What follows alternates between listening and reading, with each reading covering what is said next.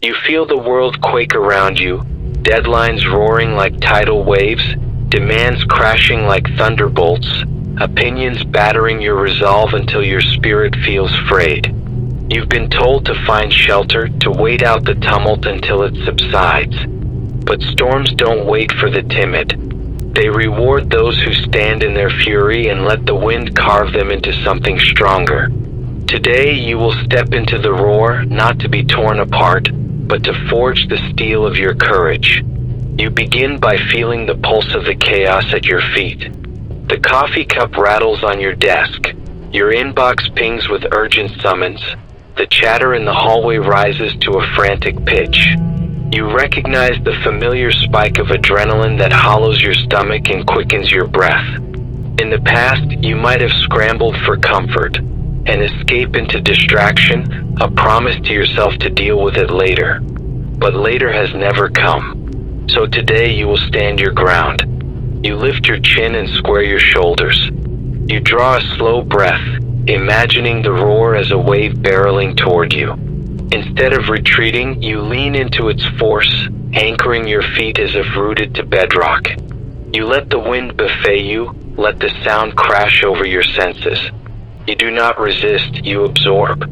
You let the energy of the storm course through every sinew, charging your limbs with possibility. You close your eyes for a moment and listen to the roar transform into a symphony of opportunity. In the racket you discern patterns, the urgency that tests your priorities, the conflict that clarifies your boundaries, the pressure that reveals your true edge. You realize each thunderclap is a question waiting for your answer. Each gust is a sculptor's stroke shaping your resilience. You embrace the noise as your instructor. You open your eyes and turn your attention to the first challenge at hand. That email demanding a last-minute revision. You no longer shrink at the thought. You stand tall and meet it with laser focus. You sift through the requirements, trusting your expertise. You type each sentence with authority, your keystrokes forging clarity amid the cacophony. The storm still rages, but you have carved out your command center in its heart. You step into your next meeting, where tension crackles like static between colleagues. You take your place at the table and let the roar of competing agendas wash over you. In that charged atmosphere, you maintain your calm edge. You listen not only to words, but to the undercurrents of motive and fear.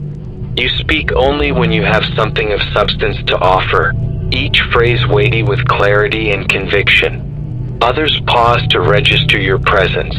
The storm inclines to your calm authority.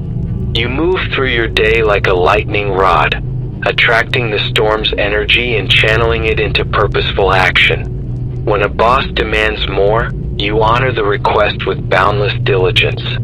When a partner questions your approach, you welcome the scrutiny as an opportunity to refine your vision. You turn every clash of wills into a collision that sparks innovation rather than conflict.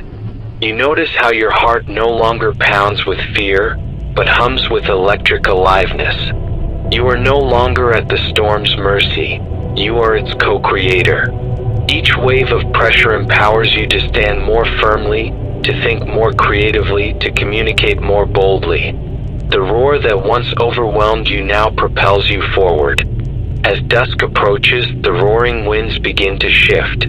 Your tasks are complete, your meetings concluded. You step outside for a moment and feel the storm's last breath, a breeze that still carries the tang of rain. You close your eyes and savor the residue of its power in your veins. You no longer flinch from the tumult. You carry its fire within you. You return to the safety of your sanctuary, knowing the storm will return another day. But you are changed. You have stood in its roar, and rather than fracturing, you have been tempered into stronger steel. You carry that strength forward, ready to meet whatever challenge roars next.